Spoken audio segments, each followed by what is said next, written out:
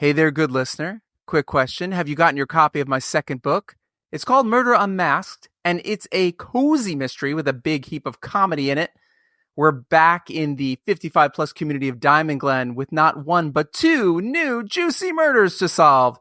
Plus, it's set during Halloween, so that means we can make things good and spooky. Grab Murder Unmasked on Amazon and Barnes and Noble websites. This here self-published author says a huge thank you in advance for your support.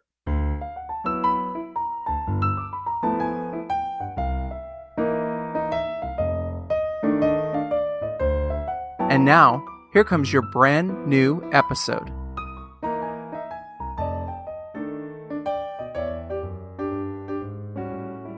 We created our company because of a hurricane. And we now are in a position where we can help people that so many businesses, one of the reasons so many businesses were shuttering was because they could not get the workers to come in, right? And they couldn't get people to. So I said, this can actually help. We can create a solution for people to open up safely. So we're going to do that. Hi, I'm Vanessa Branco, and you're entering A World Gone Good.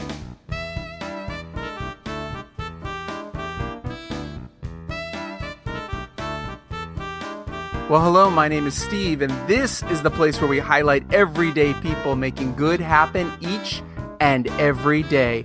Welcome to World Gone Good.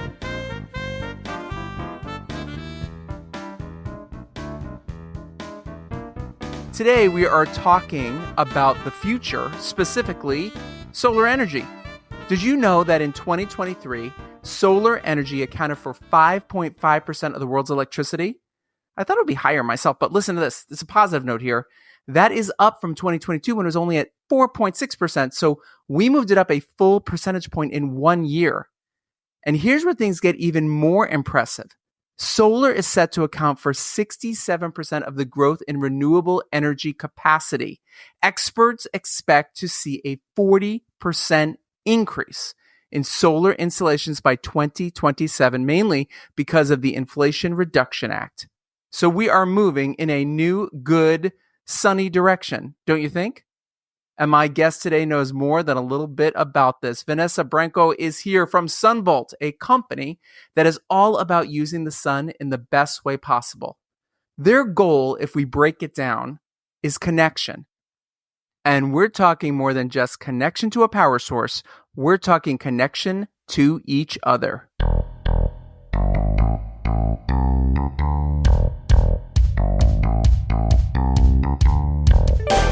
This is Vanessa Branco from Sunbolt, here to brighten our good day.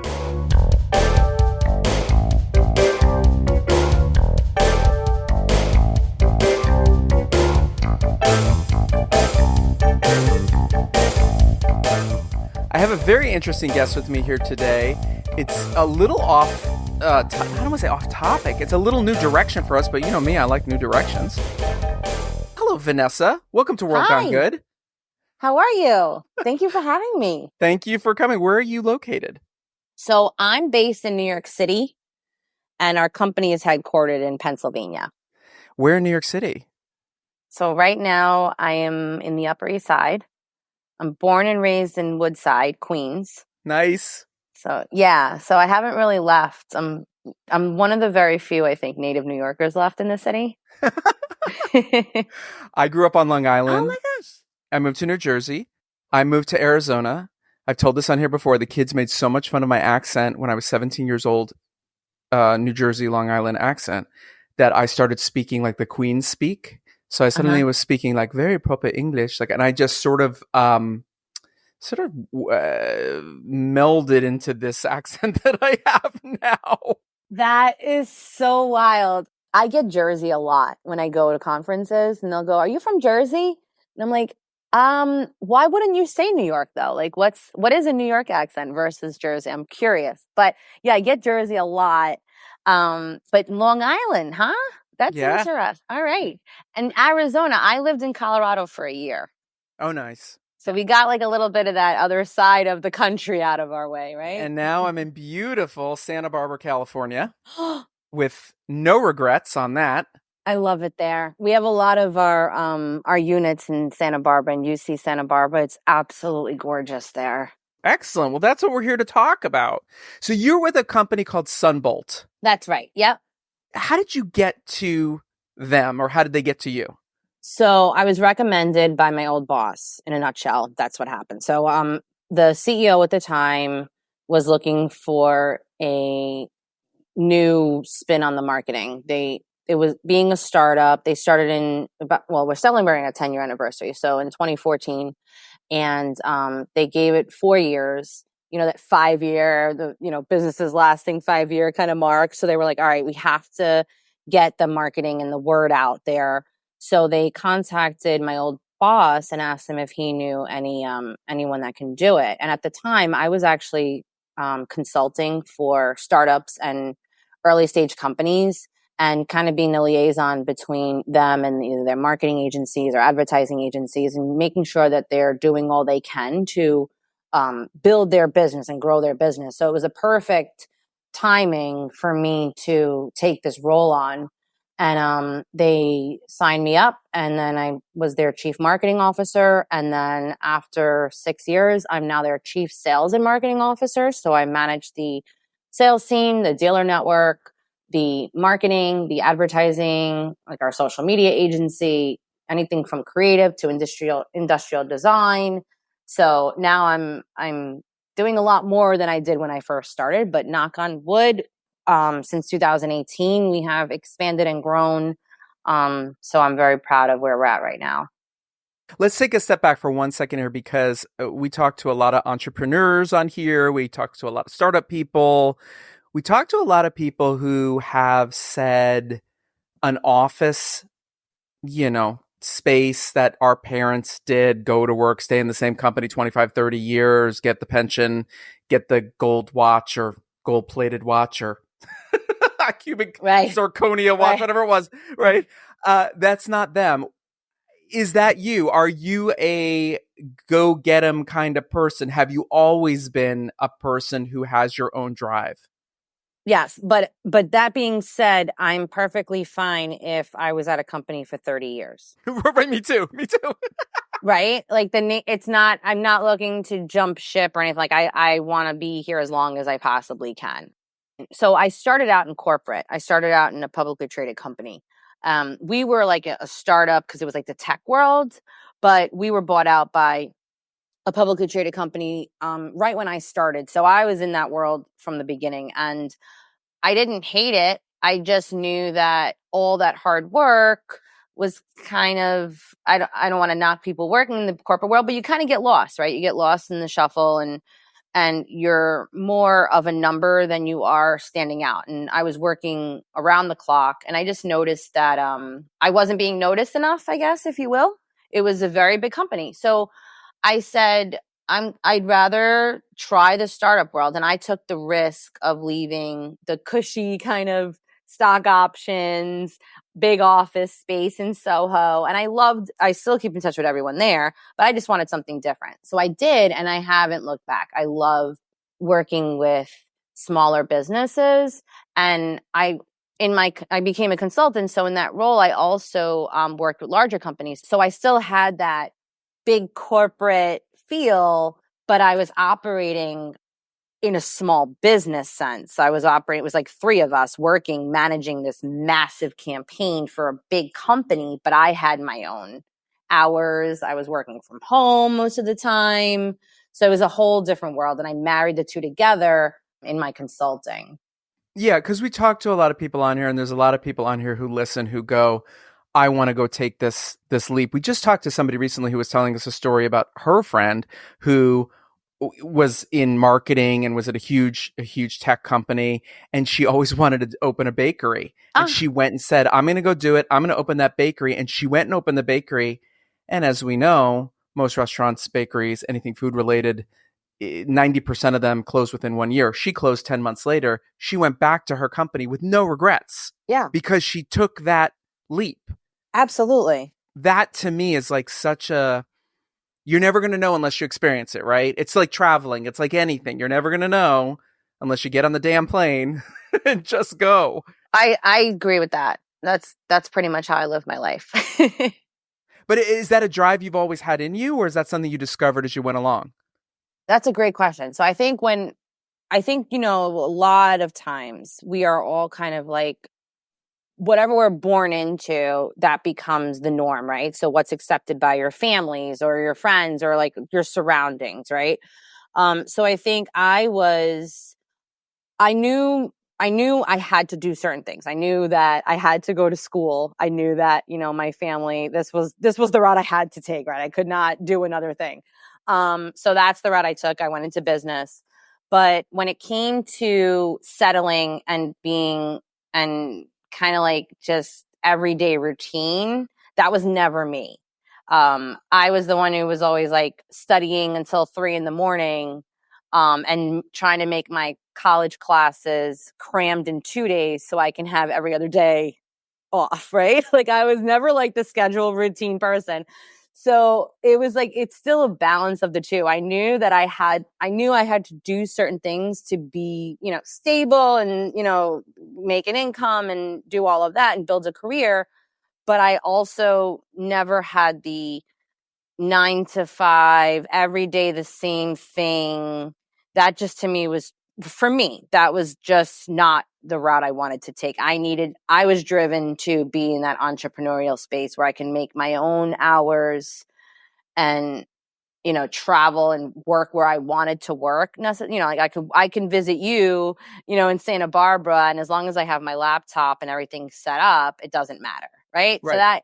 And some people are able to do that and other people really are not. And I've tried to manage a team of 30, you know, and that was great, but some of them needed to be in the office and others were fine working remote or wherever they wanted.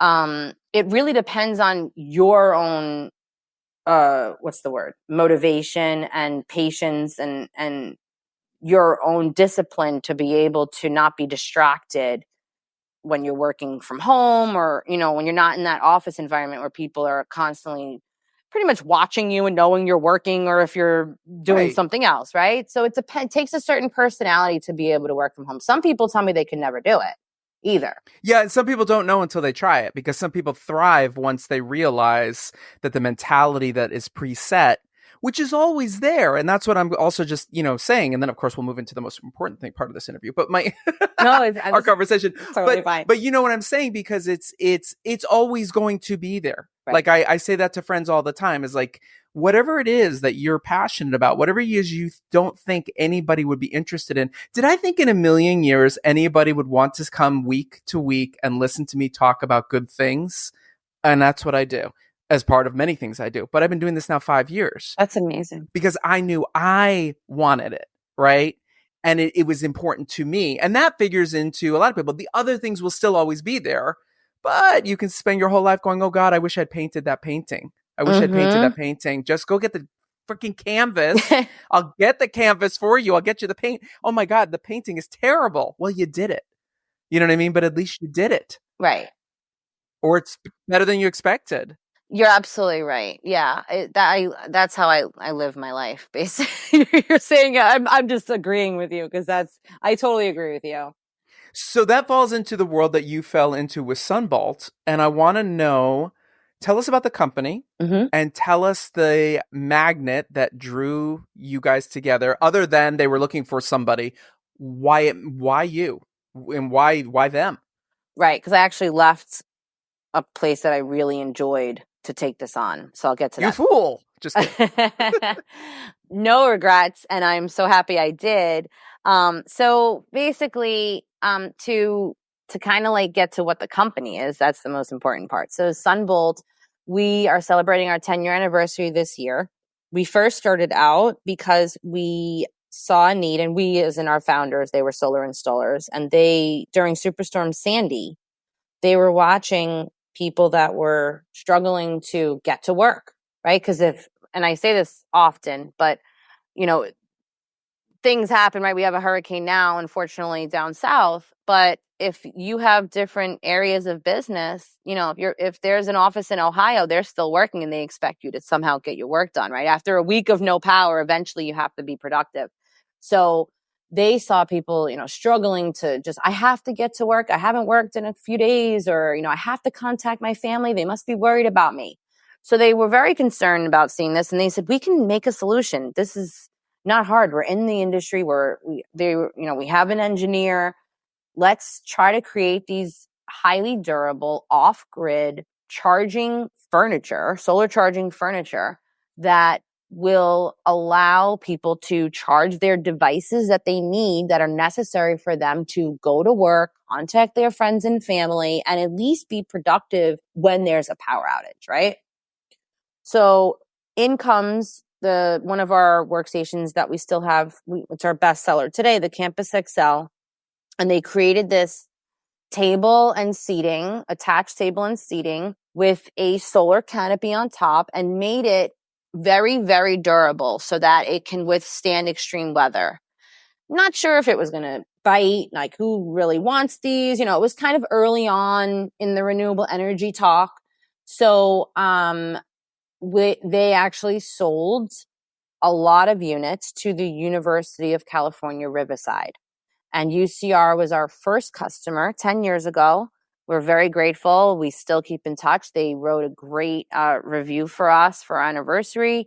And they have 22 units. They started out with, I believe it was 16 or 17. And then they had 22 total. And there we had a business. And since then, we're now in 35 plus, I think maybe 36 now states, including Hawaii. We're in Canada, Mexico, Puerto Rico. We're in the U.S. Embassy in Togo in Africa. And we're just continuing to grow from there. So thank you to UCR for allowing us to realize that we had a true business. That's really amazing that it was Riverside, because that's not like a superstorm area. That's not a highly, it's warm. It's a dry heat out there. Right. But they have a lot of sun. I know that. Right. So and yeah, that's an interesting choice that it would start there. Have you been to their campus? I haven't, but I know where Riverside is. Yeah. So their campus, I had the opportunity to visit a couple of times, and I have to tell you, they are so forward in their solar and their renewable energy and sustainability. It's amazing. So looking back, it's not surprising that they jumped on this early on, because their campus is just incredible. What they've done is it's by far they were way ahead of it.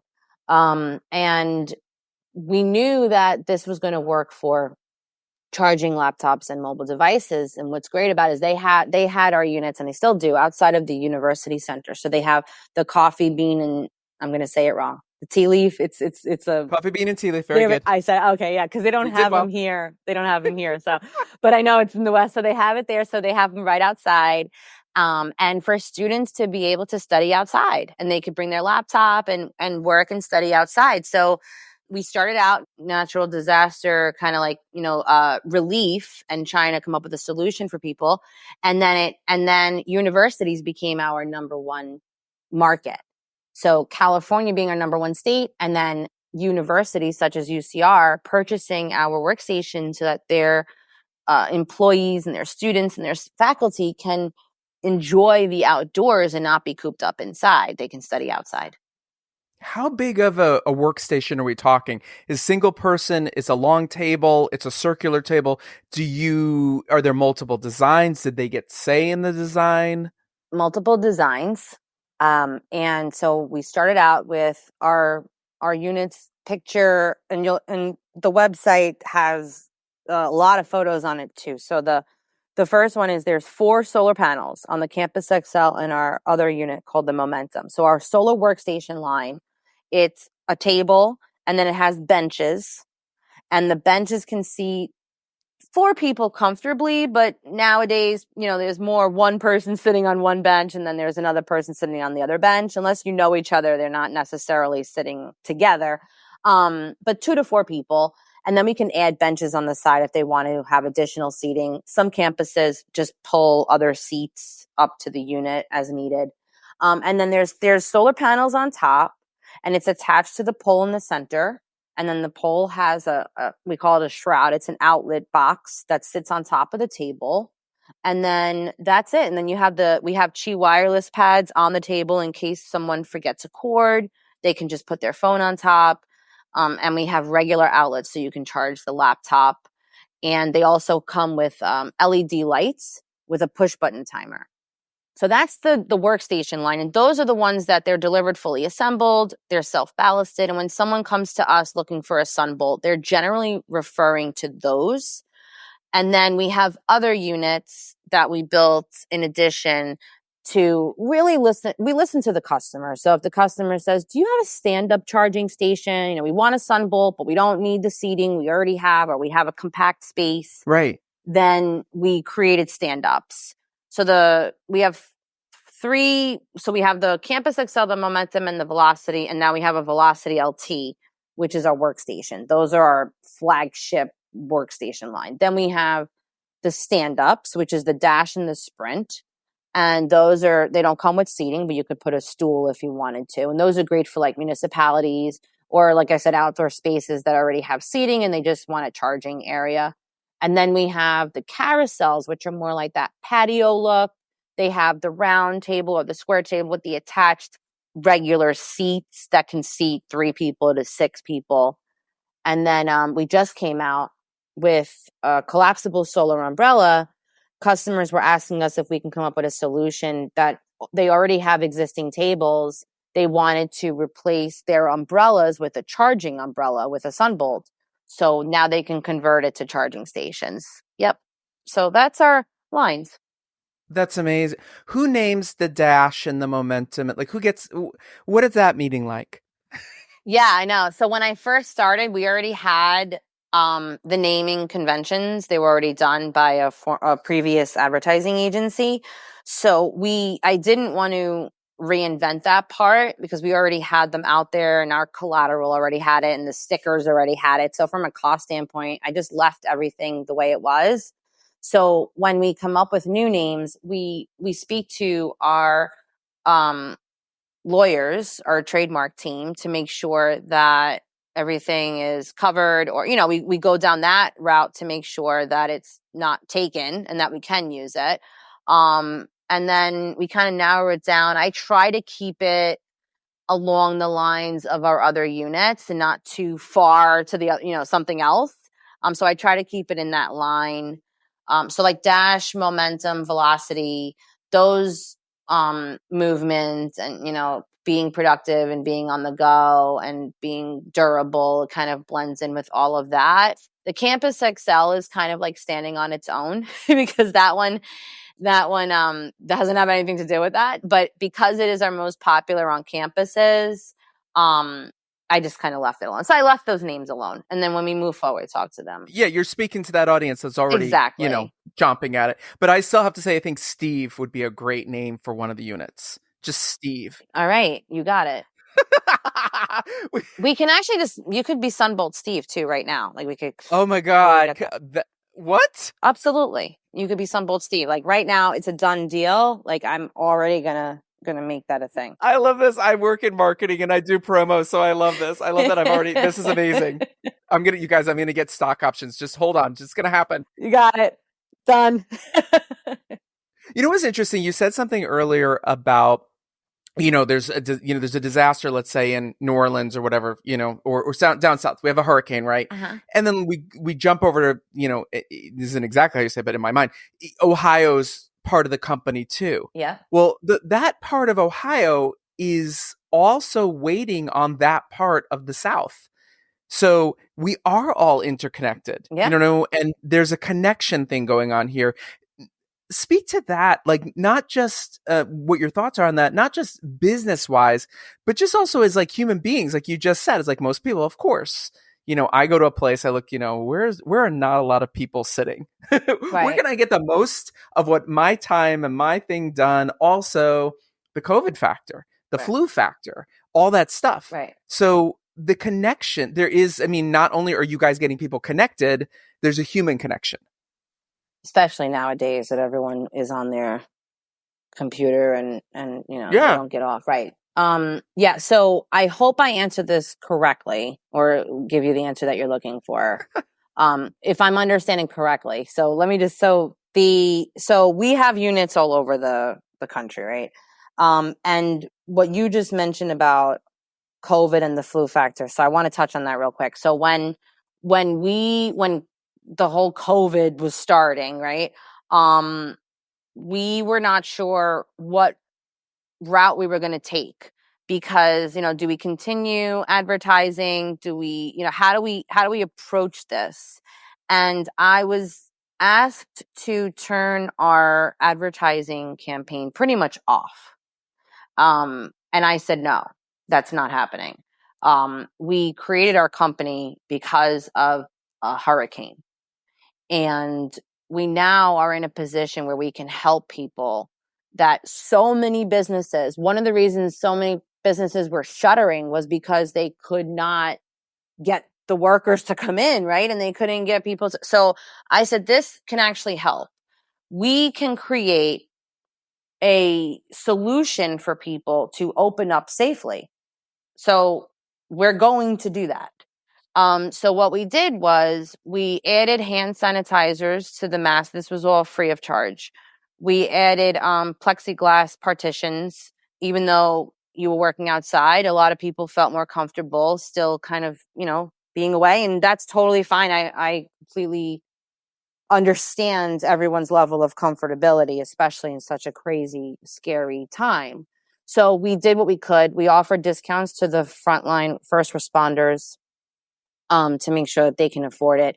And we were pretty much just knocking it down, whatever we could, until they jumped all the costs on us, right? But we on the material, but from within reason, we were able to do that. So we were able to be one of the very many companies that were able to help during this pandemic for offices that wanted outdoor office spaces, for campuses to enhance their spaces so that people could feel safe and still attend the classes that they needed. So we grew that year, and it also opened us up to creating new product because of that growth, we were getting more feedback from customers who were asking for certain things. So in came the solar umbrella. We had residents that had larger property and they wanted to be able to go outside or have their company or have employees visit them or clients visit them. So they wanted a place to be able to work in their own backyard and have meetings during COVID. So that's part of the reason we came up with this umbrella. And the Sprint actually came out during that time as well, because they already had their furniture, but they wanted to have those stand-up units. So we definitely learned a lot in that experience. As crazy of a time as it was, it felt really good to be able to help in that way. And we did. So flu, COVID, getting your vitamin D and everything else, it's all the benefits of being able to purchase our units. Now, as far as the connection is concerned, I do wholeheartedly feel that that human to human interaction is so important. So even though you're using a digital device, right, and even though we're allowing you to charge your devices, we do get comments from people who say, well, why don't you put your phone down and enjoy nature? And my response to that is, no one's putting their phone down. So they're not putting their phone down. So it's a lot better to have it outside than it is inside, right? And for those who do want to put their phone down, that's great. And you can charge your phone and then put your phone away and go for that hike. But from an emergency standpoint, you don't have to worry about your phone dying or, taking a lot of photos. And then, what am I going to do? I'm at the top of the mountain and my phone's about to die and I have to go all the way down now. You can have a charging station in the hiking area that allows you to charge your devices. And from a safety standpoint, emergency standpoint, you don't have to worry when you are enjoying nature. So we have a response, right? It is an obvious thing. It's a green, we have to, we talk about this on here all the time. We cannot just keep going the way we're going. I have I'm vegan. I have many vegan guests come on. I'm not preachy about it. I understand people still like to go get their steaks and they want their eggs Benedict and all those things. And yes, I have eggs sometimes too, people. I'm not a saint. But I have a composter, and I'm one of the few people on my block who has one. And I have people stop by and they're like, "What is that?" And I'm like, and I like to lie. I'm like, "It's a robot." No, it's not. It's a fucking composter. It looks like a robot. But I'm like, does? Oh my God, I'll take a picture and send it to you. It looks like a little robot. It looks like R2-D2. But I also have a rain barrel. I've talked about this. Like forever, in Santa Barbara, we get these massive storm downpours. And I watch all this water just run through our yard. And I have no grass, people. I have wood chips. Thank you very much. And just run through the yard to the street. And I said one day to my husband, I just go, "We are getting a fucking rain barrel because this is pissing me off." Right. But it is that forward way of thinking. Yeah. And again, it also comes back to, and I know I'm jumping around, it comes back to what we talked about from the beginning is I have this idea. Is my idea crazy? Should I put my idea out there and look at what it blossoms into? That's definitely how I live my life. You know what I mean? So I think taking some risk is very important, or else you're going to have regrets. What if I did this? What if I did that? We close these shows with 3 questions. Don't panic. They're easy to answer. Question number 1 will be your favorite question, I'm sure. Where do people find Sunbolt and where do they get more information? Plug away. Sure. So our website is gosunbolt.com. Our follow is the same.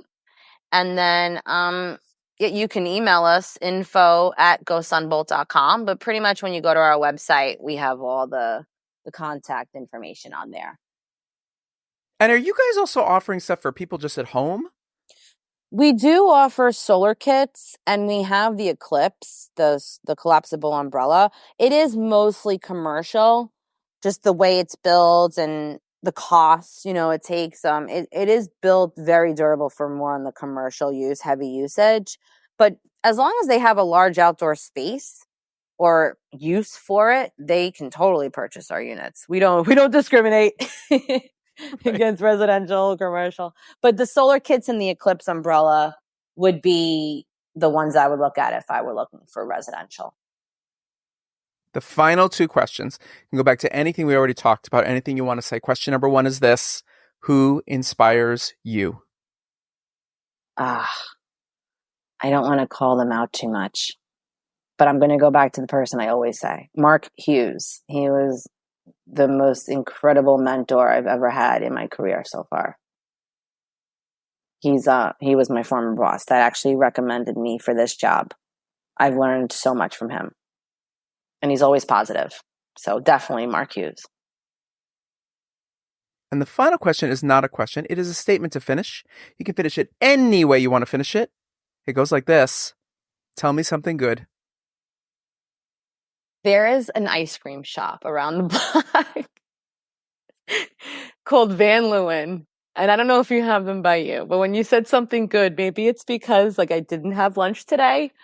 But what is so good is they have a vegan ice cream. Yeah. And I get the rainbow sprinkles on top. It's, I'm just letting you know. So the mint chocolate chip with rainbow sprinkles, that's what I'm thinking is good right now. Hopefully that's an acceptable answer, but that's what comes to my mind. Oh my God. I love mint chocolate chip. And it's vegan. So there you go. You can have some.